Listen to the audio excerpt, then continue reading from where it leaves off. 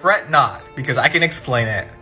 You know, if somebody were to ever tell me that I would be on TikTok explaining people the Lannister-like activities that happen in Fire Emblem, I would not have believed them, but here I am.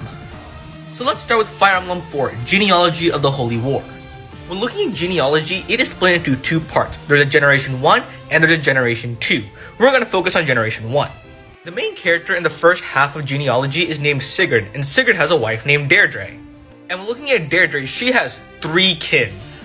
Deirdre's first child is Celev, who is also the son of Sigurd, and he is the main character in Generation 2 of genealogy. However, that's irrelevant. We want to talk about her 2 other kids. And those 2 kids are Julia and Julius. These 2 are not the kids of Sigurd. They're the kids of Deirdre and Arvis. And Deirdre and Arvis are half-siblings. And though it's never explicitly stated that they are half-siblings, it is implied that they are. And also, do not let this picture fool you because Deirdre did not consent to this relationship. And with that, we have our first case of Lannister activities in Fire Emblem. 2 half-siblings having kids. That said, they do not know that they are half-siblings, and it's never explicitly stated that. It is just simply implied. And also, she was brainwashed into having kids with this guy. And just to be clear, this is awesome. This is OTP stuff, okay? She agreed to this. This is brainwashing. Now let's talk about Fire Emblem 8, Sacred Stones. Our 2 main characters for Sacred Stones are twins Ephraim and Erica, and they are siblings. They are the Prince and Princess of Ranias.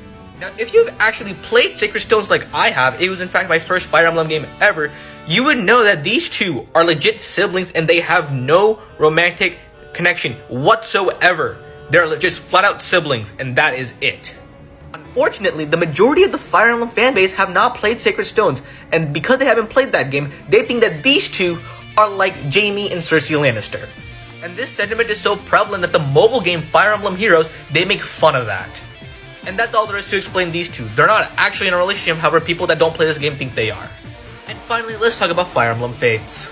So to start off, our main character Corrin has 2 families. There's a family that he was born into and a family that he was adopted into. And in RPG fashion, Corrin is able to romance any character in the game as long as they are the opposite gender with a couple of exceptions. This means that Corrin is able to romance with his adopted family and the family that he was born into. If you want to romance the adopted family, there isn't really too much to it. You guys are not related. You guys are step-siblings. However, if you want to romance anybody in the family that you were born into, well, it takes a little more hoops.